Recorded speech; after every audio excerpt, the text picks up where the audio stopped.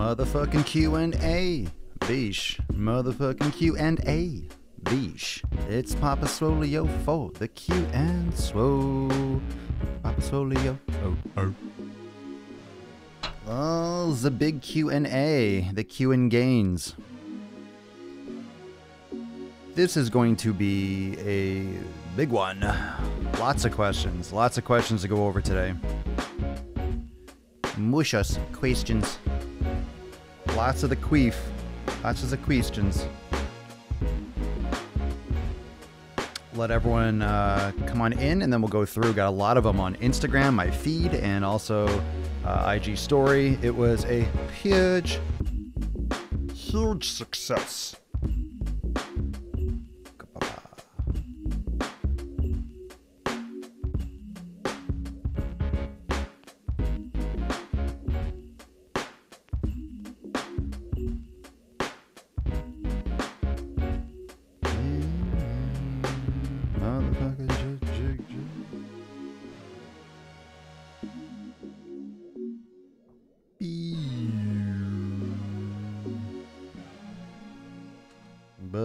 Bum.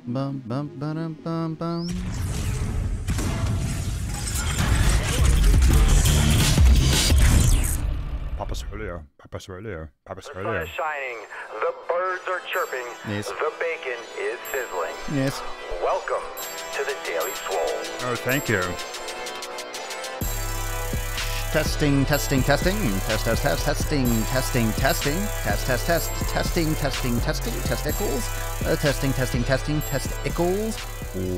Welcome everyone to episode 926 of the Daily Mother Swole, the most muscular swolecast, beercast, broadcast, gangcast, magcast in the realm, because when I flex, you flex, we all flex our biceps. Welcome to the Sunday Funday Q and Swole, and I do have a lot of questions, also known as muchos fucking cuestiones, because that's the way Spanish sounds to me. Muchos cuestiones. I actually speak it pretty good, but pretty well. I don't even speak English well.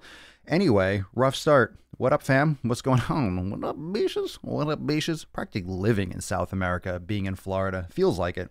You don't have to travel if you live in South Florida. You're just in the middle of the world, essentially.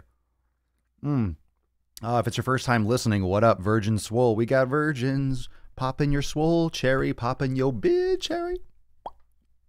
Just popping them. So yesterday I posted a question. I did it in my feed on Instagram, and I also posted my Instagram story for today's Sunday Funday Q&A. We've been doing this for a few weeks now, and it is a massive success. It is huge, and everyone loves to ask the questions. And I'm always taking, those of you that are new, you obviously know I do tons of questions, tons of feedback. The show is very interactive and engaging. And the reason why I want to do a Sunday Funday Q&A is to specifically make sure I cover specific topics that you want to cover. And we kind of dip in a little bit. We ask a question, boom, and I hit it, kind of like rapid fire. So I didn't look at any of these questions when people were commenting yesterday in the feed and stuff. I said, thanks for your questions, boom, kind of copy and paste, just make sure that everyone knows that I saw it and you're recognized, but I didn't really look through. I didn't research anything. So if I don't know an answer, I'm literally, like always, I'm going to tell you I don't know. And a lot of this is my opinion or my personal approach. So take it for what it is. But I'm never going to lie to you. I'm not going to sling bullshit your way or tell you something or speak on something that I don't know about. Never do, never will. That's foolish. Papa Swole, you don't front. I don't need to front. Got the beard, got the gains. We're all good. We're all good in the hood. So pinch your nips. Oh, fuck, that feels good. God damn it. Oh, gets the blood flowing, right? Who needs pre-workout when you just pinch your nips hard enough where it's like, oh, God. Oh, rush of energy. It's like go Super Saiyan with the nip pinch. Is that awkward enough for anyone? Anyone have me on loudspeaker? And I was like, what are you watching? What you watching? Why don't you watching Papa Swoleo pinching his fucking nips? Yeah, you like that.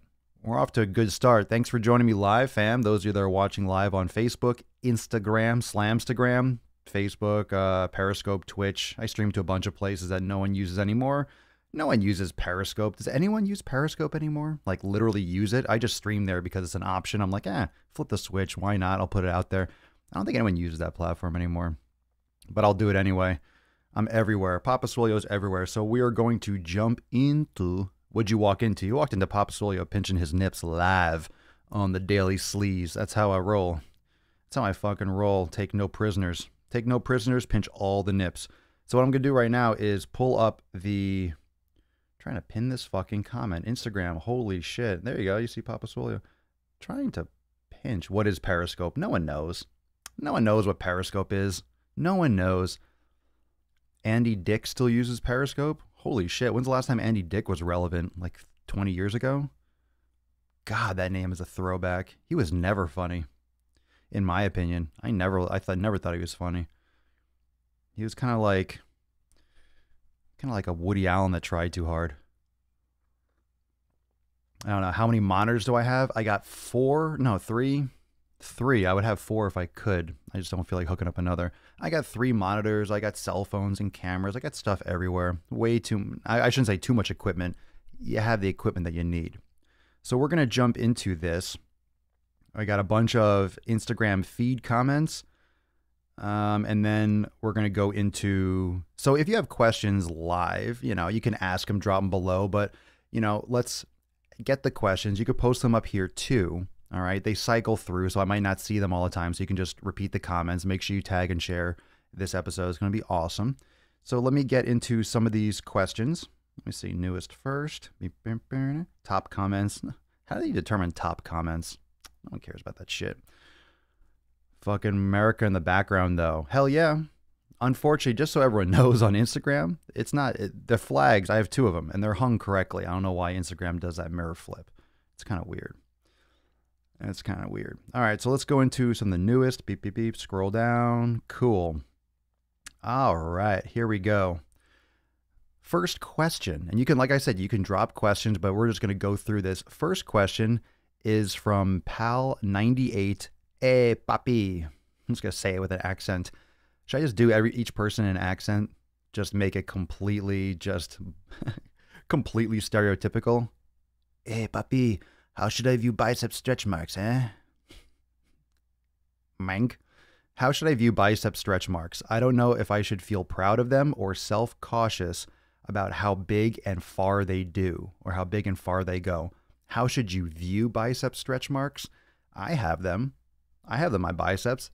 You know what? I used to not like them. I would put coconut oil and stuff on them and, vitamin E. And I used to be a little bit more, it's important when you're growing. That's what pregnant women do too, because the skin and the flesh underneath is too large and grows too rapidly for the skin, the elastin, everything to compensate for it. So you get these stretch marks.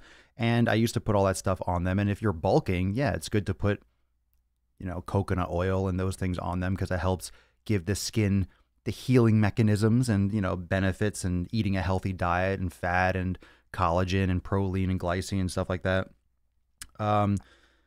But everyone's different. Some people have really severe ones. And I think it depends on your skin color. It depends on how quickly you gained and so forth. But it used to bother me more. Now I'm like, because I have stretch marks on my biceps, I'm like, yeah, it's kind of like a trophy. I have stretch marks on my biceps. You know why? Because I fucking got so damn yoked so quick. My skin couldn't keep up. So I use that as it's like, fuck yeah. I grew because I got fucking swole. I got too swole for my skin. So it's all how you view it. That's self-value and self-worth. Everyone's got stretch marks. Every woman, every chick, girls on Instagram, everyone's got cellulite, or they will. Everyone's messed up, right? Everyone's got something off. So how do you view them? Should you feel proud of them? Yeah, why not? It's like asking that kind of question. What's the alternative? To feel miserable and hate your body? No, feel fucking proud of it. It's your body. That's it. Everyone's got something. If someone's making fun of you for them, then they have some serious issues. If someone's making fun of you for stretch marks, they have some serious fucking problems. Okay, so yeah, good question. Good question, right? Tony, TONEE82 on the IG. What are the benefits of yoga? Isn't it just stretching? Absolutely 100% no, it is not just stretching. Stretching actually isn't that effective, to be honest. Just doing regular stretching like static holds, like, hey, let me bend down, touch my toes for 10 seconds. that's not enough to actually garner any kind of plastic change. Your body will tighten up really quickly after that. Yoga is a lot more. It's a complete integration. And I'm not a yoga expert in the sense that, you can get really spiritual with yoga. You can get very, very, very, very technical depending on what type of yoga you're discussing. But yoga is body, mind, and soul. It's the whole thing. It's your breathing. It's your mental approach. It's stress management. It's far, far beyond just stretching. Stretching is like, hey, let me put my leg up on a chair and stretch my hammies out. And that really doesn't do too much. You want to do some dynamic stretching before you work out, but yoga is a lot of active recovery. It's strength, it's internal, it's core, it's everything. It's full-blown mobility, because stretching, you're not activating muscles. Stretching, you're just trying to go after that passive, temporary inhibition, which is very ineffective without combining it with activation techniques. And yoga does a lot of lengthening and inhibiting, but also it's activation of weaker body parts. And it's much more than just physical, hey, I'm moving my body in space. You combine it with the breath work and everything. So it's very systemic. Okay, next question. Very, very good. Very good. I am Jeremy Jones on IG. If the goal is to hit failure in the 10 to 12 rep range, is it okay to use the same weight in every set? Kind of a vague, not a very well worded question, to be honest. If the goal is to hit failure, if that's your goal, then why would you be using the same weight? You use the weight that's appropriate. And I think one of the issues with people that pick these rep schemes, and that's why my first episode, go listen to episode number 1. I'm going to start posting on the main Daily Swole podcast list, because the old episodes don't pull from the RSS feed. So I'm going to start posting probably on Thursdays. I'll probably do throwback episodes and probably do one at a time, so you guys can pull them up. But the first episode of the Daily Swole is called Counting Gains. I don't count my reps. I have an idea if I'm doing low, moderate, or high reps, but I don't count, okay, 9, 10, 11, 12. Yay, I did the set. I did 12 reps. That's not how you fucking train. You push until you can't do another rep. And if you're doing too many, usually when you hit that failure point between 8 to 12 repetitions, that's like generally, very, very, very generally speaking, the sweet spot for hypertrophy. So more volume, moderate reps, that's going to, in the long term, chronic adaptation lead to more cross-sectional area and more muscle size. Obviously, if the diet is on point, the nutrition's on point, your recovery, hydration, all those things, consistency is on point. So if you're lifting a weight and your goal is 10 to 12 and you do a set and you end up doing, let's say 12, 15 plus, then just go heavier and fail in that range. Don't worry so much if you got 12. Too many people are stopping at 10 because their goal is 10. And if you set your goal as 10, you're going to start getting tired around 7 or 8. You're going to feel that burn and stop at 10. Don't stop at 10 if you got 15, and go up heavier for the next set, and then go heavier. And then you're failing in that range of 8 to 10 or 12. Have someone else count for you. You don't want to be thinking about numbers in your brain. It puts a limit on your effort. Greg Argo, what do you think about kettlebell swings as another measure of strength training? It's fine. Nothing wrong with kettlebell swings. If you're trying to do, it depends on what your goal is. Kettlebell swings are a little bit more performance and power based, and depending on how you use them, they could be more endurance based. It's just a different type of training. It's a different adaptation. Are you going to get massive? It's very functional for total body movement. I love kettlebells for things like Turkish get-ups and things for a total body, core activation. Doing like during Turkish get-ups is fantastic. Things that aren't really that easily done with a dumbbell or a barbell, for example, because of the way the kettlebell can sit. So you can do a lot of exercises with kettlebells that are much more effective than trying to do that with a dumbbell. When you think about a weight, what does a weight actually do? It's a uniform structure that's balanced, right? So a dumbbell has, let's say it's a 10-pound dumbbell, you have even weight on both sides and a handle. So it's even. If it's misshapen, you're going to have a lot of instability. And sometimes it's great. You grab a 5-pound and a 10-pound, you do some kind of like offset training or some like unilateral training or some stabilization. Again, across the body, contralateral stabilization, different types of movement systems, but it's uniform for a reason. So you can control and have the most control over your movement. So if the weight is balanced, it makes the most sense because then you can control how you're performing the exercise. You have a little bit more authority over the movement. And when it comes to a kettlebell, it's just a different shape of a weight.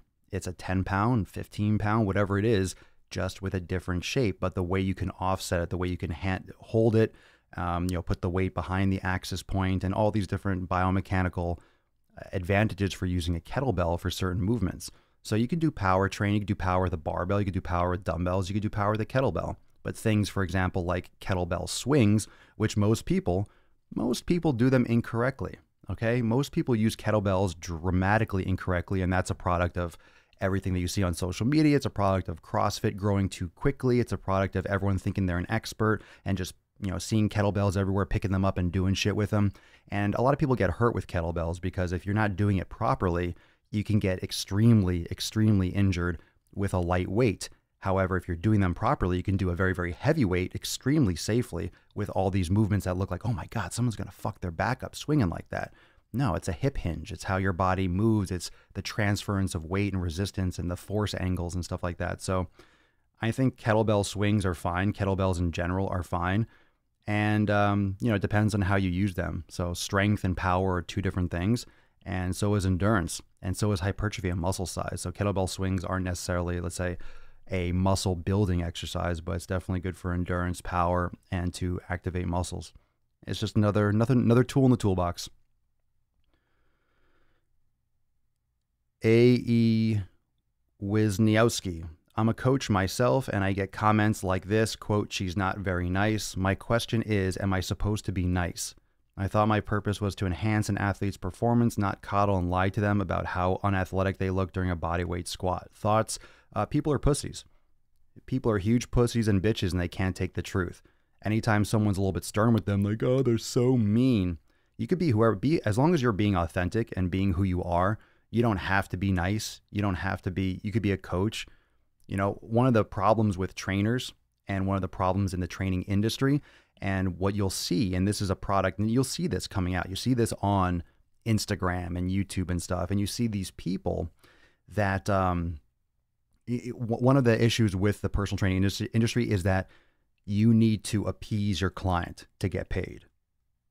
Okay, that's a fundamental problem with personal training. And that's why we have all this fancy shit done in the gyms and all these like HIIT training and all this weird exercise and like 1 foot on a Bosu ball, one hand on this and one hand pressing a kettlebell with one foot up on a wobble board. It's all this ridiculous, just absolute stupid fucking shit to stimulate, to make it seem different so that people are like, oh wow, that's really hard and challenging. I'm coming back for more. It's always something different. That's a huge, huge, huge, huge, huge problem with fitness because you're trying to entertain your clients and give them something new so they come back and keep paying you session after session. So you keep on doing random shit to stimulate them to keep their business. However, you're not getting adaptations. Okay, you're doing way too much random stuff. If you're doing random shit all the time, just total body workouts that really fucking are challenging, HIIT training, you're doing you're doing the rope, and then you're doing bench pressing, and then you're doing push-ups, and then you're doing walking lunges, and then you're doing burpees. You might lose some weight, you might see some progress. You're sure not going to look how you probably picture fitness looking. Most people want to look a certain way. Most people want to look a certain way. You want to build a physique, you want to lose fat, build muscle. Then you got to train, you got to build muscle. And there are certain ways to structure a program, and most personal trainers and most fitness professionals, unfortunately, just try to or need to make it entertaining, make it stuff that people are going to be, amazed by. So they keep on coming back and paying and paying and paying. So you move away from actual programming and adaptation because fitness is repetitive. If you want to build an adaptation, you have to do the same shit over and over again. That's what adaptation is. You don't adapt if you don't expose yourself to the same shit repeatedly. That's why bodybuilding works, because you go and you do the same fucking thing. Oh, I just get bored after a while. Then don't grow. Then don't get results. Oh, I just get bored eating the same food all the time. Then don't lose weight. Then don't build muscle. Then don't be healthier. People need repetition. The body thrives on consistency with food and with training. So It doesn't mean that you can't do different styles of training. You just have to be very aware of what the outcome is going to be. And most people have to be stimulated and like the trainer and like that. It's a relationship. It's a relationship. It's a relationship like anything else. So just be who you are. If people don't think you're nice, but you're just being who you are, just don't fake it, because you're just going to be miserable. You'll be like, oh, hi, how you doing? You're like, fuck this person. This person sucks. Just be natural. Be who you are. If they can't handle it, then they're not your client. They're not for you. But yeah, it's a problem. Pete J. Cunningham on the Slinstagram. How can one make progress in many areas of fitness, i.e. strength training, calisthenics, and long distance running all at the same time? Usually you won't.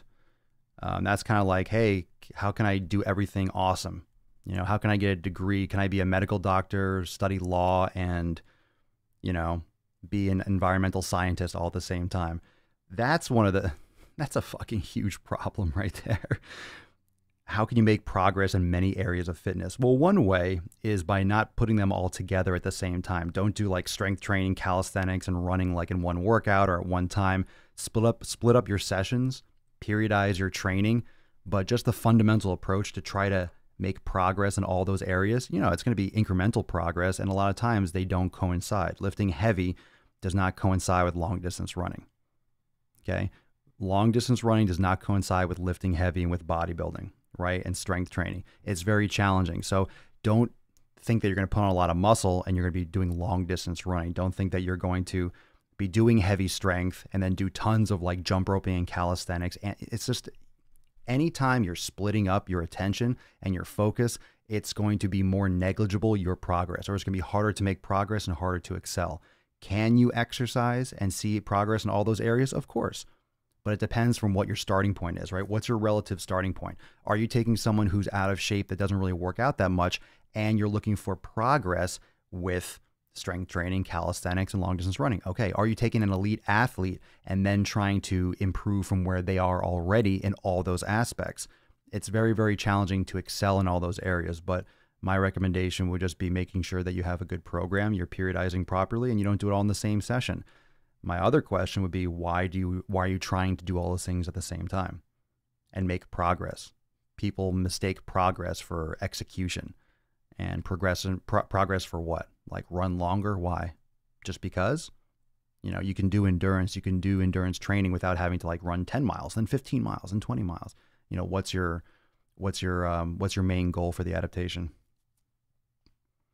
Enlighten us about different shapes of pecs. I have no idea what the fuck that even means. Different shapes? You mean genetics? I don't even know what that question means. Good Lord. What does that even mean?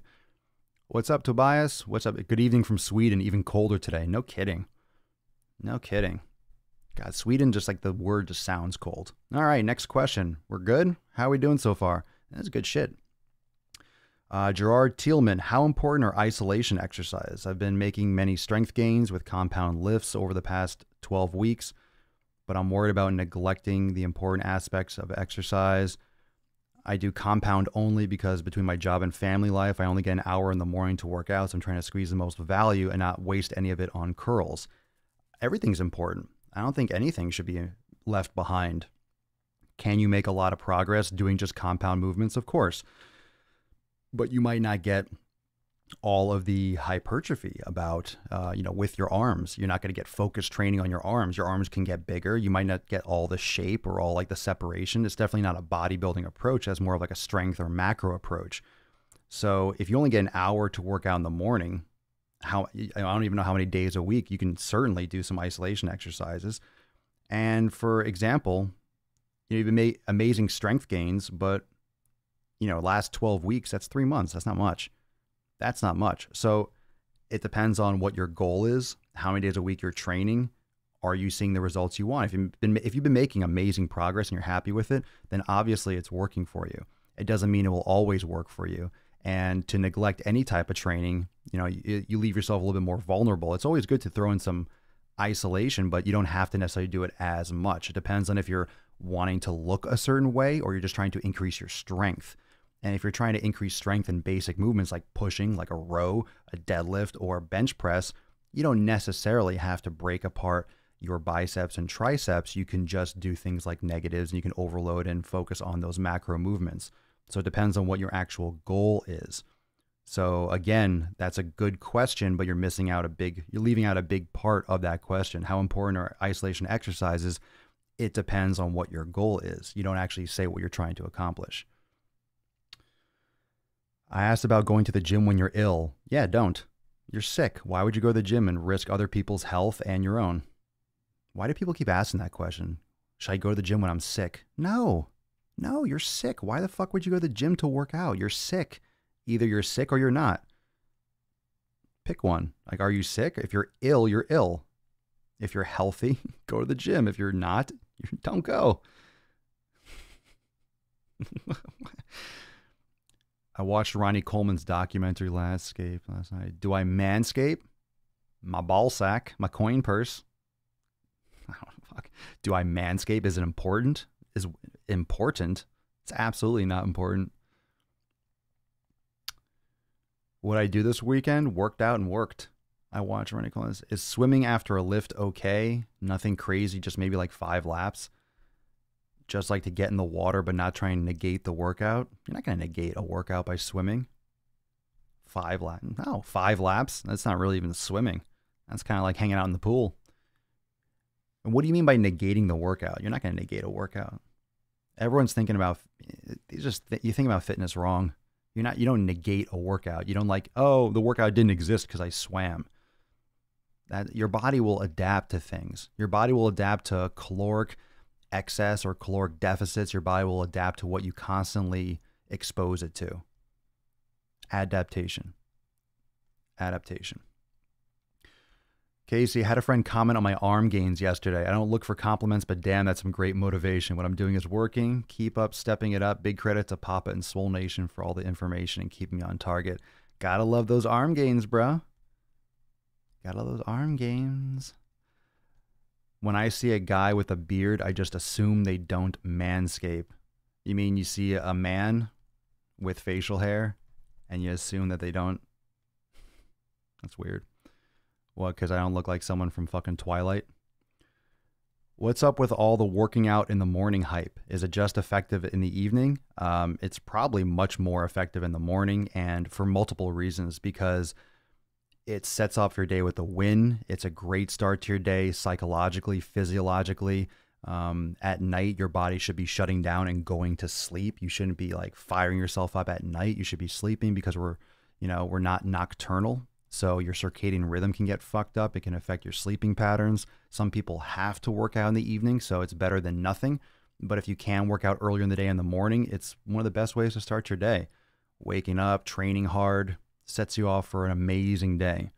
So it's not hype working out in the morning. It's human beings are supposed to be awake in the morning and shutting it down in the evening. It's like we're a creature. It's not hype. It's fucking fact and legitimacy. Working out in the morning's the tits.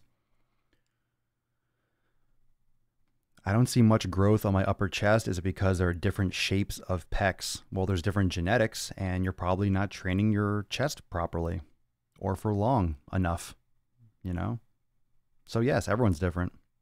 Everyone has different muscle insertions, and you're probably just not training properly enough if you're not seeing the development you want. Or maybe you are. Everyone's different.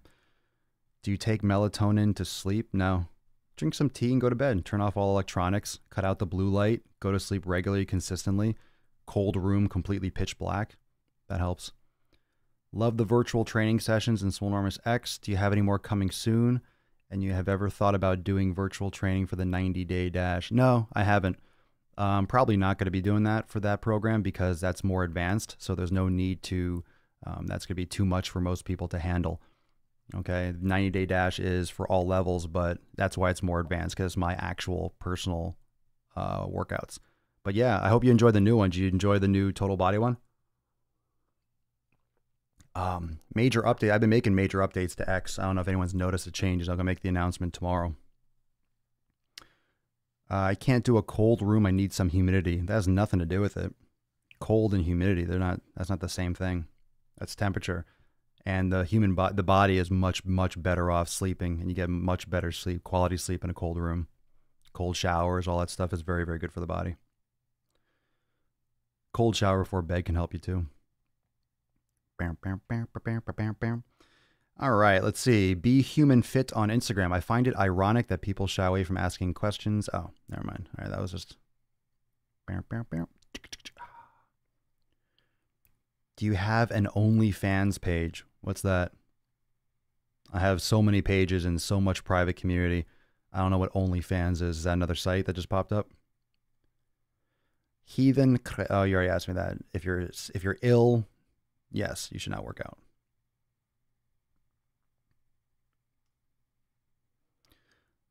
FAPO 101. What's your thoughts on functional medicine and getting Nutrivol testing?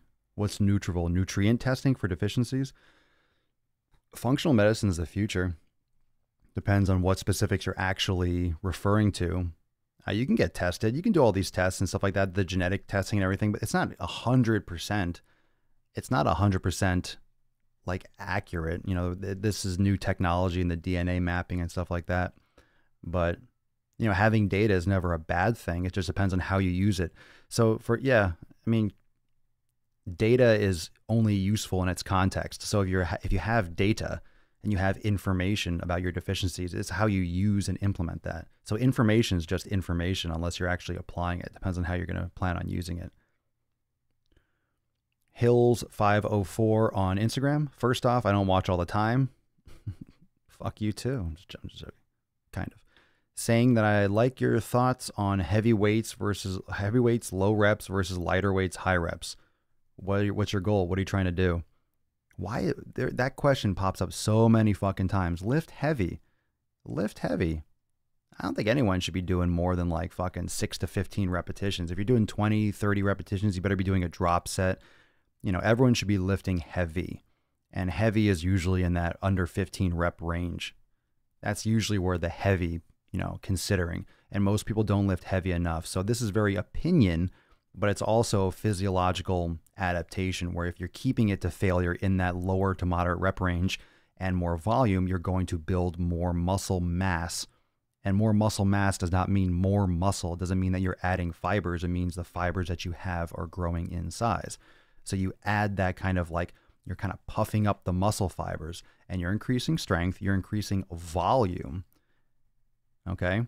And that is what's important. So can you build muscle with higher reps? Sure. Can you build muscle with low reps? Sure. It's that middle range that's important and the volume, the overall volume. So drop sets and stuff are great. Supersets are great. Rest periods can vary. And everyone's going to have this different, range of what rep range works for them and what kind of volume works. So to say that a bodybuilder, you can't get huge by doing 20 repetitions, that's not true. Everyone's different. Some body parts might respond better with higher repetitions. You might like higher reps for shoulders. You might like higher reps for legs. You might like lower reps for legs. You might like really low reps for shoulders. You might like higher reps for calves. You might like more frequency. There's different things that you have to play around with. And to say that there's an answer is silly. So there isn't one answer. And most people are looking for one answer. So it's the intensity, it's the volume, it's executing. That's why the information is valuable. But until you put it into practice, you don't really know how it's going to work for you. You have to put the effort in. You got to try it. Did I hear you say it's good to train calves every time? I did not say that. I said that I train calves every time I go to the gym for the most part. But that also depends. I do a lot of yoga and lengthening and inhibition as well. So is volume more for aesthetics or is there a health benefit to it? There's always a benefit to increasing strength and if you have more muscle mass, it's better for the body. It's better for the body to have increased muscle mass. When I say increased muscle mass, I'm not saying to be a pro bodybuilder. That's a big difference. But to build muscle for everyone, that's important. How important is aerobic/cardio to your goal? Steiner massage. That depends on the goal. It's always good to train the body. It's good to do aerobic and cardio capacity can help with strength and vice versa. Strength training can help with cardiovascular endurance. I do like 15, 20 minutes just to warm up on the step mill. But in terms of how important it is to your goal, that's a very vague, you cannot give an actual answer to that question because how important doesn't have an answer. So that's a discussion that depends on much context, the individual, the training outcomes desired, the programming, and so forth. Good question, just a little vague. Ryan Stewart 7. How to overcome mental barriers. My current deadlift is 170 kilograms. I'm a stupid American, so I'm not going to do the math in my head. I'm not going to multiply that out 2.2, but it's like 400 something. So whatever. Anytime I try to even move up a little bit, I can only seem to get 1 rep and it feels ridiculously heavy. Okay, because you're doing 2 reps, yeah. I introduced more food and starting doing more reps with a lighter weight, but still can't overcome that weight. I'm new to the channel and love it. Keep crushing it. Well, there's usually some links broken in the chain once you start reaching your max. If you do 2 reps, for example, if you do 2 reps for 170 kilograms, whatever, let's just say 300 pounds. I know it's much more than 300 pounds, but just use a flat number. If you could do 2 reps with 300, you might only be able to do 1 rep with 315 in terms of pounds. That's a small increase. Like, 2 reps, you're close to your max, for example. So when it comes to going up, 5 times 2.2, so you're like, 12 pounds, 5 kilograms is about 12 pounds. In that case, I would recommend doing things like partial reps, do rack pulls, do some more glute isolation work, do some more partial repetitions. That way you can kind of, overtrain and overload the strongest portions of the motion, like the transition phase and the hip extension. So start with the bar just below the knees on a rack and load it up and do some partials with that. And, overload your grip strength and your kinetic chain with some extra weight with a limited range of motion. And that can help you break those plateaus. What's your opinion on doing sauna? It's generally regarded as healthy. Same thing with like hot yoga. Does anyone else choose their personal trainers by their appearance? Oh, that's not a question for me. I don't care about that. So if you're watching on Instagram, someone asks a question. Does anyone else? What? All right, Amanda Joy. How do you avoid wrist/hand pain during yoga? I've heard to concentrate your weight into your index finger and thumb. That's correct. But I still feel my wrist and hand trying to compensate and force pressure into my wrist and pads of my hand. Well, you're probably just lacking strength or mobility. It could be your mat too. If you have a really soft mat, it's going to be very hard. So ironically, some people think, oh, I'm going to use a softer mat. It's going to be better for me. Soft mats are terrible in yoga, in my opinion. The real cushion ones are awful because you sink into it and it's very hard to balance. It's very hard to get in those good positions and to really drive through. However, to avoid, you're doing it right. You're pushing into your finger pads and your fingertips. You could use a brace, but if you're only having pain just because of weakness and you're just getting into it, it depends on why. I kind of have to see it. But at the same time, pushing into your finger pads is the answer. So maybe you can use sometimes there's certain poses you can use a block. You can use certain supports, or you can roll up a towel, and use that in the arch of your hand. But as long as you're pushing into your fingertips, it could be something that you just have to break through in terms of your ability and what you're exposed to. Your body's not used to it yet. All right. My recovery time has decreased for legs, but the weight I can lift is going up. Am I slacking or is my body getting used to the routine? I don't understand. My recovery time has decreased, but the weight I can lift is going up. I don't understand. Yeah, I wouldn't hire a personal trainer. That's out of shape either. Okay, Marika Mark, when doing hamstring curls, should your feet be in the neutral position or should your toes be pointed away? Does it make a difference? I think you mean your ankle complex. Or should your toes be dorsiflexed? Should your feet be dorsiflexed or plantar flexed? Does it make a difference? It does. It makes a difference with the tension that's around the knee joint. When you're in dorsiflexion, your calves are more lengthened. So they're going to be more involved in knee flexion. So also the angle, if your feet are pointed out, you'll hit more of like the short head of the biceps femoris. If your femurs are kind of rotated in, you'll get a little bit more of the semimembranosus and semitendinosus, the inner part of the hamstring. So if you're talking about internal and external rotation of the femur, I don't do a lot of hamstring curls. I would recommend doing Romanian deadlifts instead. But yes, I usually like to pull my toes. If I do like a single leg, sometimes I do those as a burnout, but I'll generally keep my toes dorsiflexed, my feet dorsiflexed rather than plantar flexed.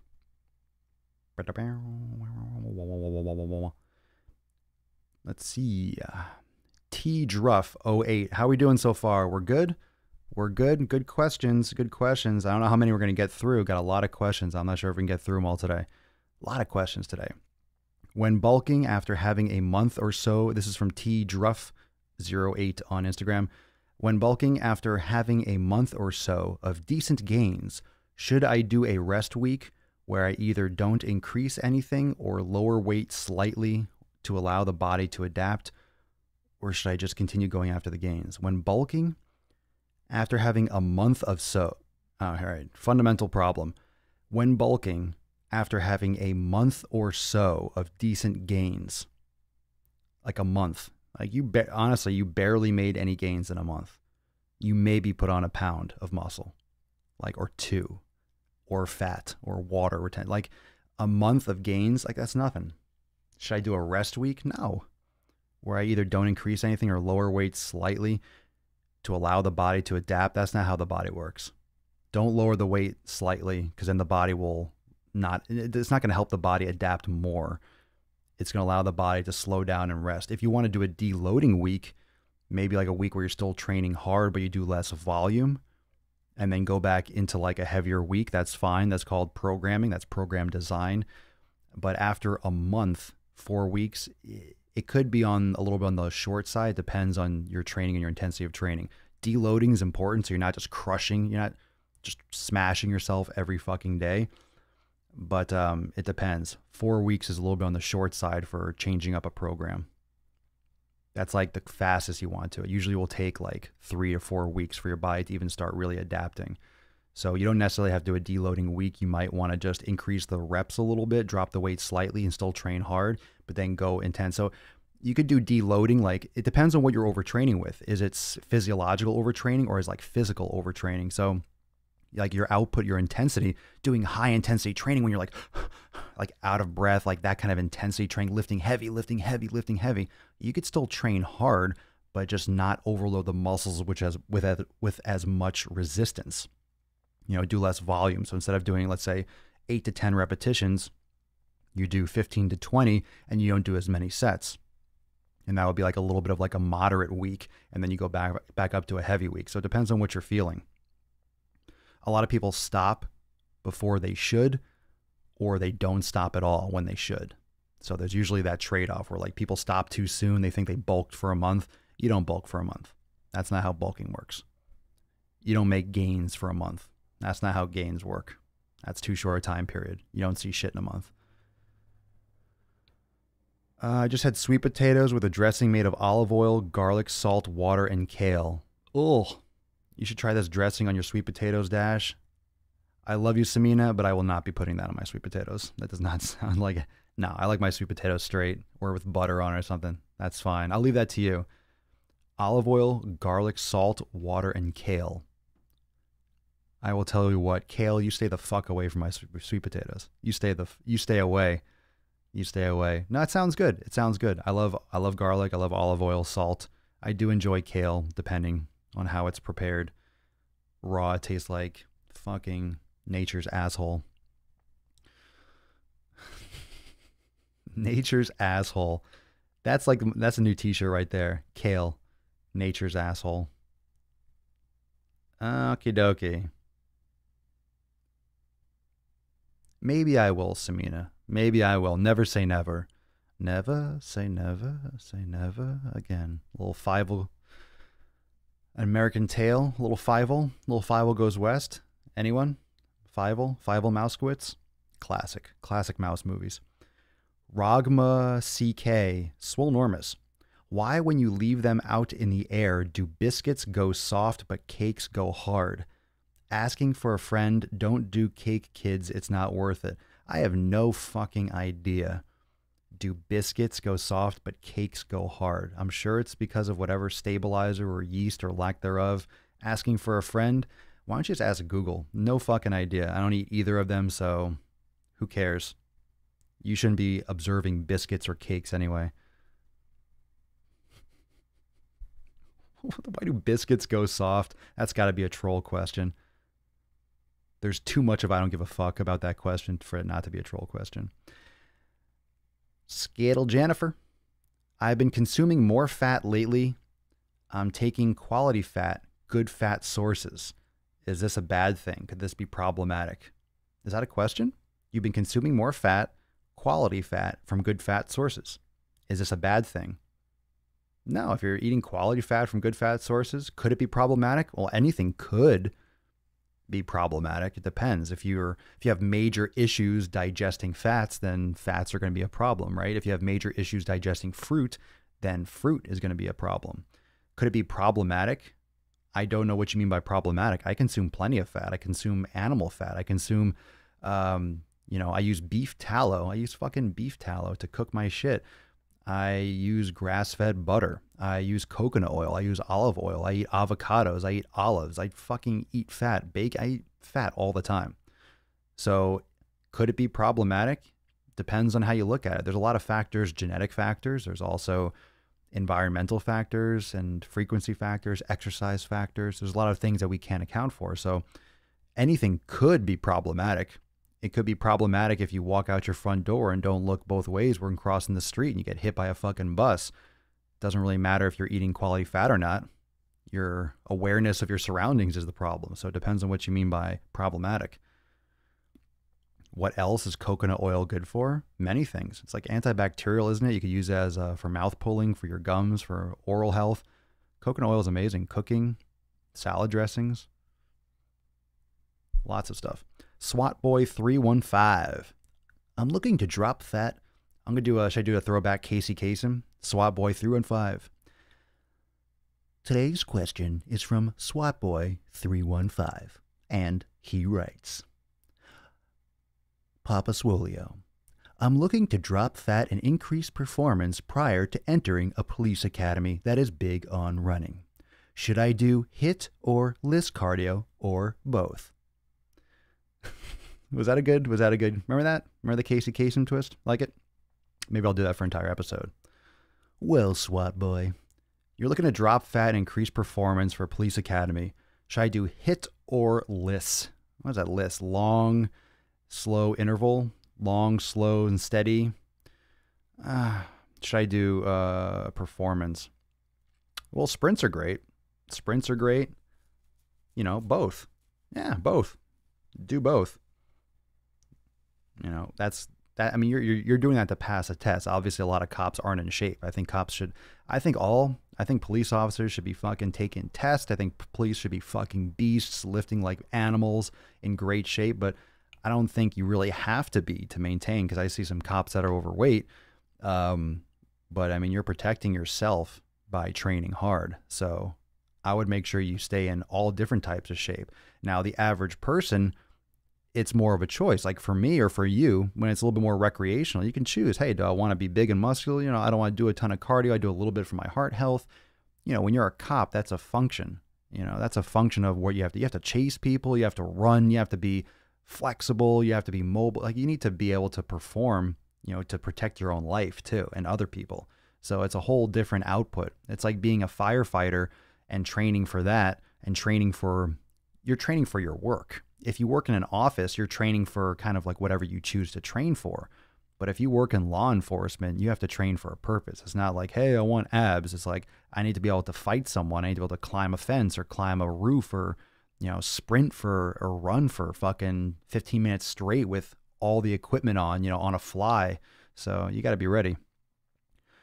James Mark 222s. Do you think shoulders are a big enough muscle to hit on its own day? It sure can. I did that for years. Anyone that's like a segmenting or a training segmenting police, they're going to be like, well, you shouldn't be segmenting shoulders. You can do shoulders on its own day. You can. It depends. There's a big shift now to do total body and all this integrated, and that's with like, CrossFit and all this stuff. There's many different ways to build muscle. Depends on what your goal is. Remember, I will say it a billion fucking times. It depends on what you want the outcome to be. If you want to look a certain way, you have to train a certain way. If you want to have certain performance, you need to train for that. You're not going to have, and you're not necessarily going to get all the aesthetics if you're training for performance. If you're training for strength, you're not necessarily going to have six-pack abs or have all this shape or a V taper. Like, what are you trying to do? That's why people pick things. Why do you think most medical professionals and lawyers, everyone specifies human beings are good at one thing?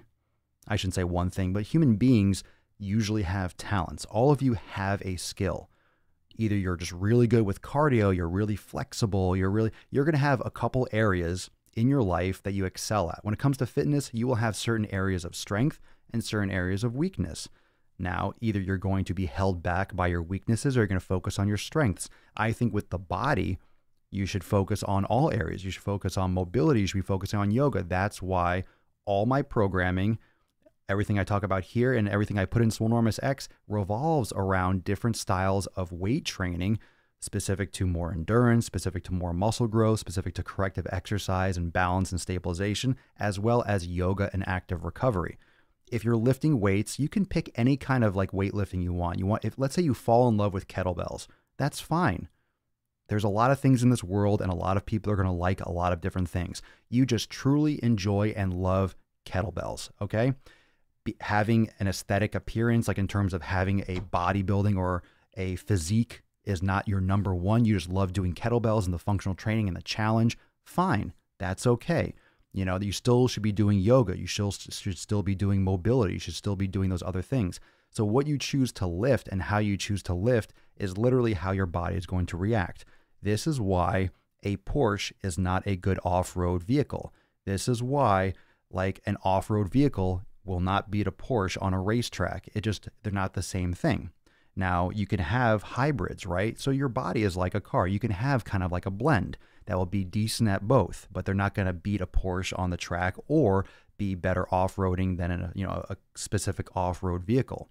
So you really need to train and put your body into the environment in which you want it to adapt. So you have to think about this. Do you want to do the things that you just enjoy, or do you want a very specific outcome? So if you're training for a sport, you are going to have to choose certain moves and certain training habits to get better at your sport. If you're a cop or you're a police officer, you're a firefighter, you're going to have to do certain things that will provide you with an adaptation to handle those elements of your work, right?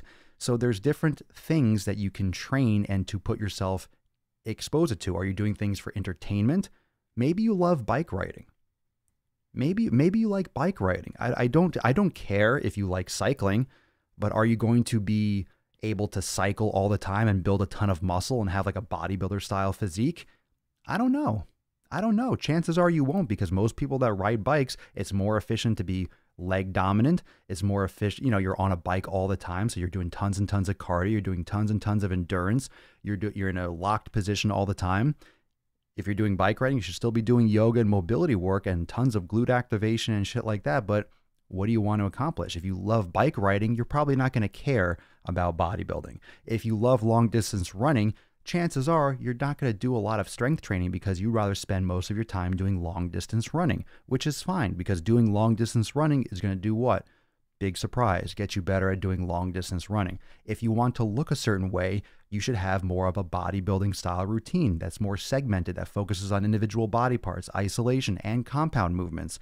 Should you only be doing that? No, you should be doing yoga and mobility work and stabilization so you stay healthy, because most of us are doing it to look a certain way, feel good, be functional, but we're not stepping on a stage. So it's not our be all end all. So you can cross train a little bit. Just understand that the more exposure you give yourself properly with a certain outcome, with a certain environment, you're going to get those adaptations. So if you want to try to get better at long distance running and jump roping and pull-ups and push-ups and strength, it's like you're going to get you're going to tap out. You're going to hit a plateau. You're going to get hurt. You're going to overtrain. Are you going to get tendonitis because your joints and your cartilage, you're sore from strength training and you're trying to run 15 miles? It's not easy to excel in all areas. You'll be decent. You'll be average. You'll be okay. If you enjoy that, fine. Just don't do it thinking like that's how you get fitness. That's up to you. That's what you're undertaking. What do you want the outcome to be? If you want to be decent at all those areas, that's fine. Go have at it. But just understand you're not necessarily going to excel. And a lot of people do these types of cross-training things and random shit with the mindset like, hey, if I work out, like they associate that with working out. If I do all that shit, I'm going to look like, someone on the cover of Men's Health and Fitness. No, those are fitness models that do physique training, that do bodybuilding style splits, that train a certain way to have shoulders that look like that, to have biceps and triceps, to have everything evenly and balanced. If you're doing strength training, your body is going to focus on recruiting muscle fibers to push that fucking weight. It's not worried about ratios of muscle size and fullness, and it's worried about muscle unit, motor unit recruitment and neuromuscular stimulation and trying to move as much force as possible. So kind of the outcome aesthetically will be wherever the chips fall, and everyone's different with that, with muscle insertion. So you really need to either focus, be a general practitioner, right? For a doctor, what do they do? Oh, go see this person. He's a foot specialist. Go see this person. They're an orthopedist. Go see this person. They're a heart specialist. Or you be a specialist. Specialists make more money.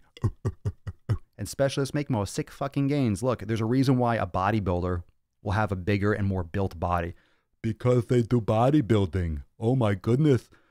Which way did he go, George? Oh, he went to the gym to do the bodybuilding, and then he built the muscles, and then he looked big and had the bigger biceps and the triceps and the chest and the glutes. Because he's building his body. If you want to do CrossFit, you're going to get better at CrossFit. If you want to do swimming, you'll get better at swimming. You want to do cycling, you'll get better at cycling. And sometimes those things translate and cross over a little bit, because if you're doing CrossFit, you're going to build some muscle. Depends on, if you're programmed properly, you're doing a lot of different stuff. Are you going to get more fit and you're going to be better at climbing a rope, at throwing a ball, at, doing snatches. Okay. Does that mean that you're going to have a physique that looks like a fitness model or a bodybuilder? No, absolutely not. So do you enjoy that and you love that more than anything? Then fucking go do it. But people associate just exercise and working out with having abs, shoulders, this, that, and the other, without understanding the principle of adaptation. So it's not all the same. You can't group that as fitness and think that the fucking physique is the outcome. The physique is the outcome specifically for people that are training for that fucking outcome. And the rest of it is just kind of happenstance based on performance. So which do you want? Do you want to perform better with a specific task? Or do you want to look a certain way and have some benefits of being more flexible, have more endurance?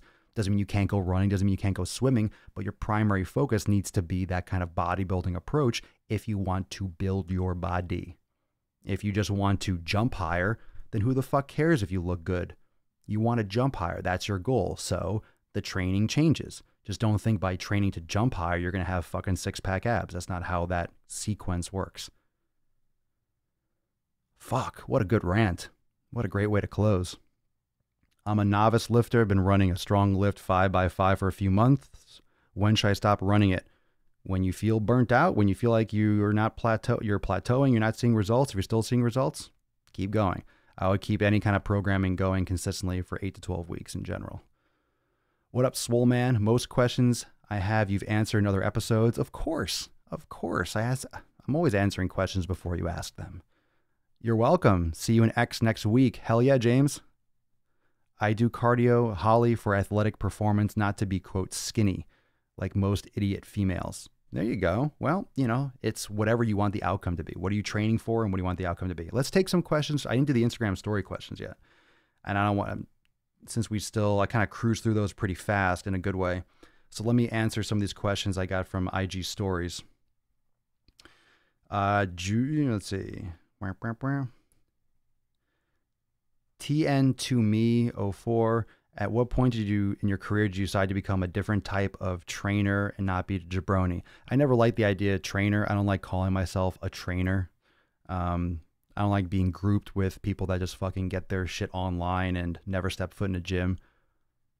There's really no cost of entry to be called a trainer, which it's part of what really inspired me to do Swole Normans and do my own shit, just the certifying agencies and all this, like the marketing and the education, it's really fucked up. So I don't like considering myself a trainer in that sense. That's just like your vernacular thing. But I just don't want to answer to anyone in the sense that I'm not trying to promote someone else's agenda. I want to discuss fitness. I want to talk about fitness. I want to talk about what's new in fitness, what's kind of new, trending. I want to do current event topics. And one of the reasons why the Daily Swole is fucking great is because we can be on the pulse of things. So I always appreciate when those of you that are sending me new content and stuff that you see in ads and things that you see people are talking about. And that's why we go over that kind of stuff, the current event shit here on the Daily Swole, because now and again, pretty much all the time, you get fucking jabronis talking stupid shit. Got to call them out. The difference between white sweet potatoes, yams, and all those others, oh, fucking who knows? I don't know. Probably just some small nutrient differences. Some potatoes I think white potatoes are nightshades. You might have some different reactions to different ones. Sometimes I have like the purple sweet potatoes, but I don't really like the taste as much as just standard sweet potatoes. So the difference, you can look them up. I think with the micronutrients, there's like subtle differences, depends on, but there's a lot of different types. Is there such a thing as eating too many sweet potatoes? I'm sure there is for some people. But I haven't found that. I haven't found any problem. I don't think I'll ever have the problem with eating too many sweet potatoes. You just don't, even if you have 1 or 2 a day, it's not that much. And it's just, you're not going to overeat sweet potatoes unless you're like, maybe if you're eating 5 or 6 a day, like what could that level be? Maybe oxalates, and things in there, but everyone's going to react to these things differently. There's so many genetic factors that filter in and kind of like add into the equation. So it's hard to really say, if something can be consumed in excess, because some people do a lot of excess and don't see any of the negative side effects. Instagram's got to cut off. I'm going to restart it, so stay tuned. Let me start up the live again. My kid, like when I turned my kid orange when he was a toddler. Ha, nice. How do you like your pumpkin cooked? The fuck kind of a question is that? I don't eat pumpkin. What launched you into the health and fitness industry? I just love training. I love training and aesthetics and building a physique and taking care of my body. Are you Yoga Alliance certified? Fuck no. You are a legend. That's not a question. That's just a fucking fact. Thank you. Thank you, Long Waits. Appreciate it. Sherry, after you went vegetarian and added food items back into your diet, what was the worst inflammatory food for you? I don't know. I wasn't doing an elimination, but I got rid of all that garbage chicken. This is like years ago. I told a story because I had nasty acid reflux, but I was eating chicken, but like, low quality chicken. I was eating chicken breast for like $1.40 a pound, getting it in bulk. It's like the chicken breasts were the size of your fucking face. So I was eating tons of chicken. I had nasty acid reflux. I started taking Prilosec. This is probably 10 years ago. And then I just went completely like an alkaline diet. I was eating tons of alfalfa sprouts, broccoli sprouts, salads. I think I ate fish. I'm not sure if I was a full vegetarian. I don't remember. But I cut out all the meats, all the processed foods, and ate like just organic, like super ultra clean, completely. Acid reflux went away completely. And then when I came back, I was eating grass-fed beef and all of that. Never had acid reflux again. The only time I ever get acid reflux is if it could be if I'm drinking beer that doesn't sit well with me, or things like chicken wings. That's one of my, like, if you ask me what's a favorite cheat food, I just love chicken wings, but I rarely have them because all the sauce is just sugar and, artificial shit. And sometimes that can easily give me heartburn because it's low quality chicken and it's, the sauce and the sugar and things like that. So that can fuck me up. What do you eat as a cheat meal? Just kind of talked about that. What kind of music gets me pumped? Depends on the day. Metal, techno, whatever comes on. Love my Limp Bizkit, Rammstein or something. I take screenshots and I share that stuff on my Instagram story too. Chicken wings are fucking amazing, but they amazingly fuck my stomach up. Acid reflux does go away, especially if you eat more of an alkaline diet.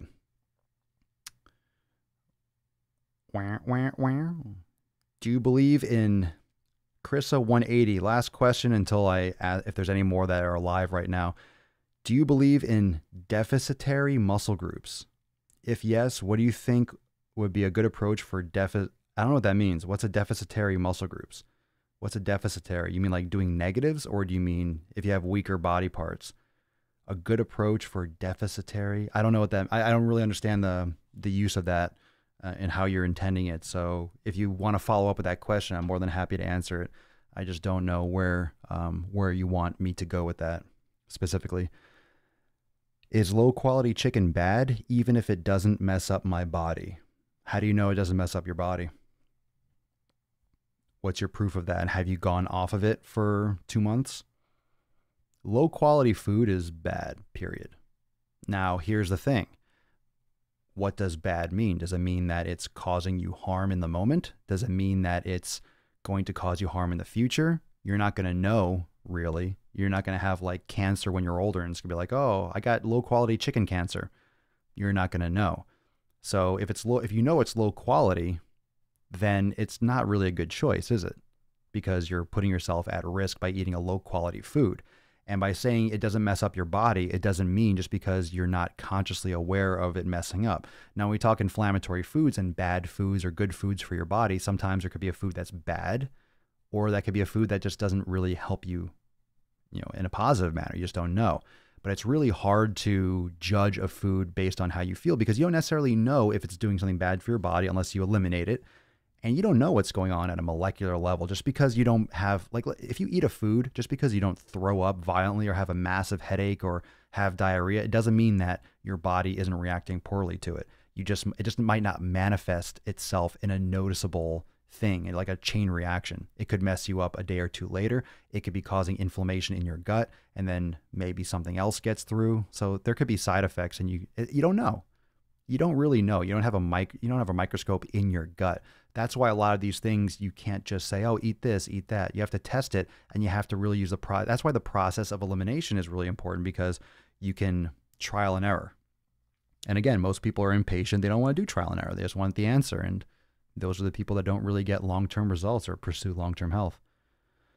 What if people can't afford the high-quality food? You do your best you can. Most people can. They just think it's expensive. They think it's more expensive than it actually is. And when you trade off the shit that you're not eating and you make the proper sacrifices and you don't spend money on shit that you don't need, 99% of people buy shit they don't need, whether it's cars, whether it's clothes, watches, going out to eat, going to see the movies, Netflix, Spotify, all that is fucking money. Most people don't spend money on the right shit. They just waste fucking stuff. Getting a coffee or getting a pack of gum or a Gatorade every day adds up to, let's say you buy a Gatorade at the gas station every day after you work out, right? You go and fill up on gas and you get a Gatorade for $2. Every fucking day, that's $60 a month. Okay? That's $60 a month on just a Gatorade after your workout. So, $60 a month for food, $60 a month if you're getting, let's say grass-fed beef, $8. 8 times 7, 56. That's 7 pounds of grass-fed beef. And that could last you the entire month easily. So stop drinking fucking Gatorade and get some grass-fed beef. Done. So most things aren't that expensive. Plus, if you're eating better quality food, you're getting more nutrients. So you're not eating as much volume. Most people are eating tons and tons of these junk foods because you're not getting nutrients. And then you're on an insulin roller coaster because you're eating tons of processed carbohydrates. You're getting cravings. And you're not sleeping properly. So you're eating junk food and blah, blah, blah, blah, blah. Blah, blah, blah, blah, blah. How do you know what is higher quality meat at the store? You want to get 100% grass-fed or grass-finished beef. You want to try to find things that say they have antibiotic-free qualities. You can go to farmers markets. You have to look at and you do have to trust to a certain point, because unless you're there and you're seeing how they're processing it, you know the entire process and you're watching it happen, like you have to relinquish some control because you don't know everything that's going on, right? We don't have to hunt for our food anymore. So you have to take it at face value. And could you be eating 100% grass-fed beef, and might it not be 100% because the labeling is off and no one caught and they're kind of skirting? Of course it's possible. Why not? But until you know that, you have to have some kind of trust, unless you're going and hunting game yourself. And that's the only way you'll know exactly. That's why I like to cook my own food, because I like to know how it's prepared, as much control as I can.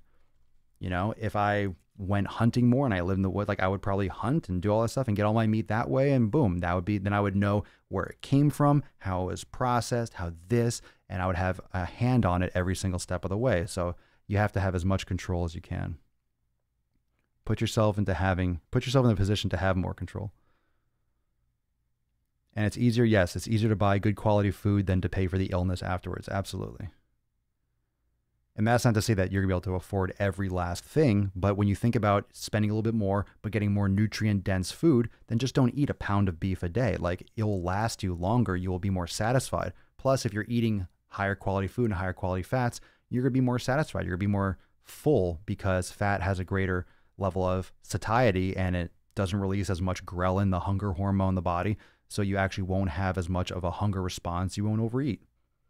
And if you're eating consistently, you're eating the consistent foods on a regular basis, not tons and tons of variety. That's not normal for humans. When you're eating consistently, you won't overeat. You're less likely to overeat when you're consistent with your food. If you're adding sweets and then salt and then sugar and this and snacks and dessert, you're going to fucking keep on eating because your body doesn't know how to handle variety. That's not how we evolved. If people are eating beef that's not grass-fed, then they're eating meat from a sick animal. Yeah, they're eating meat from an animal. It's like eating a sick human. If we were cannibals, would you want to eat a fat diabetic person that's not healthy? No, you'd want to eat, an unhealthy. You probably want to eat a vegan. I think we should. Maybe we should bring back cannibalism and just eat vegans.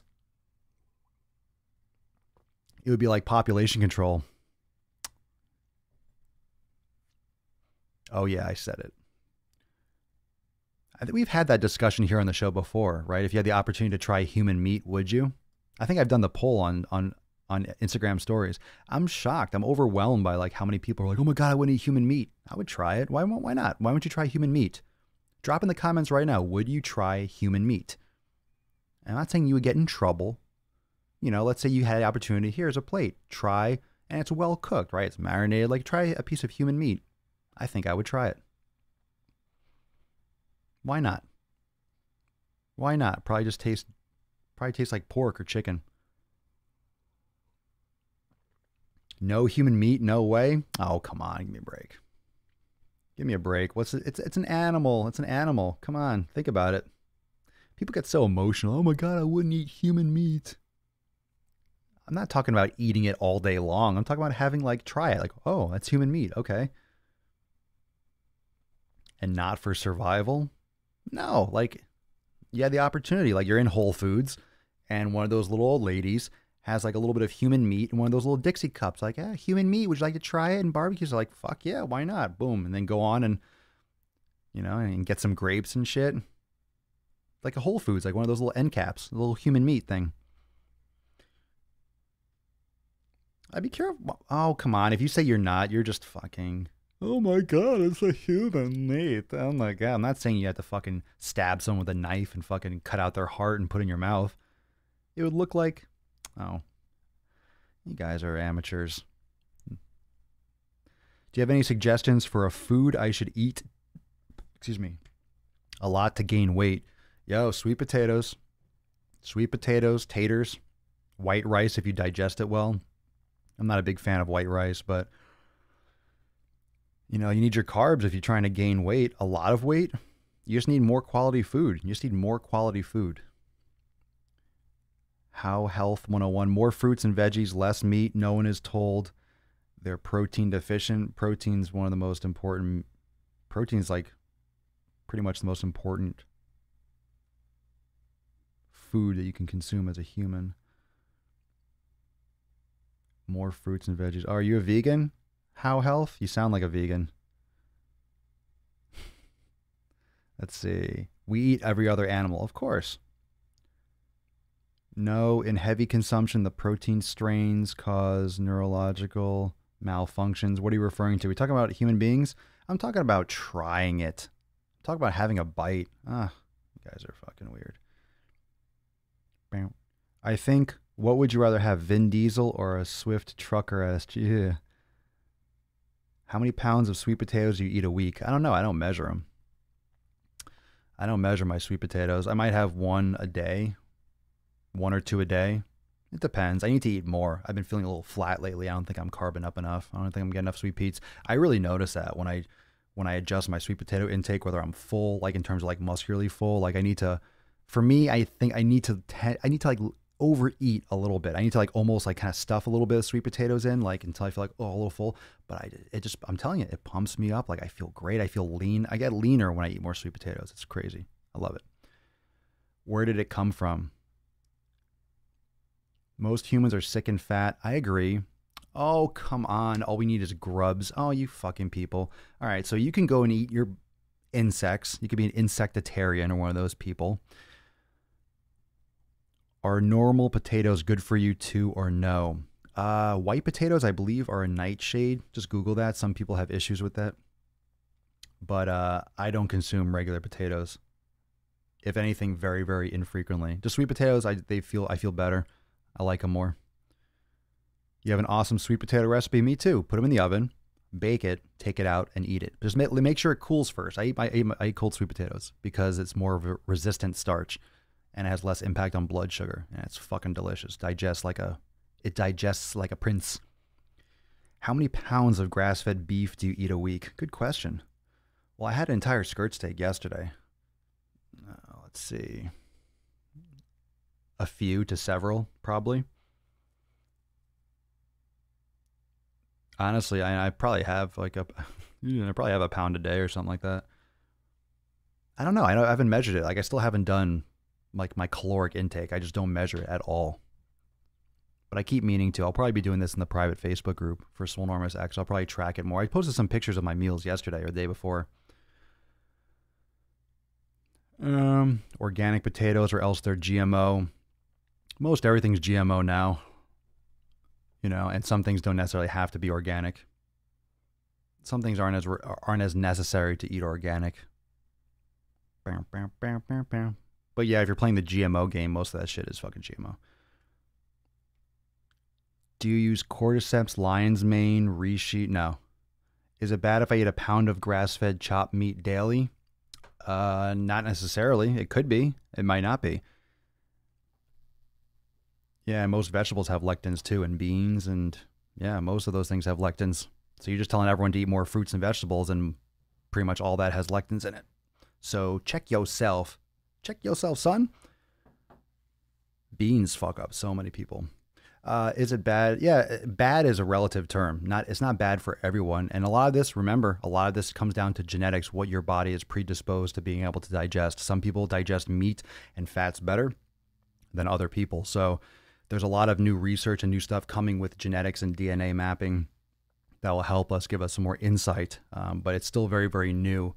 And in all reality, human beings are very, very, very unknowledgeable about nutrition. Everyone likes to think they're an expert, especially nutritionists and people in the fitness industry. Oh, this is how to eat. This is the healthiest thing. We don't know. We really don't. And if you talk to anyone that has half a fucking brain about nutrition, they will tell you that people do not know. No, we do not know. Scientists do not know what is best. They don't know. Do not know. Okay?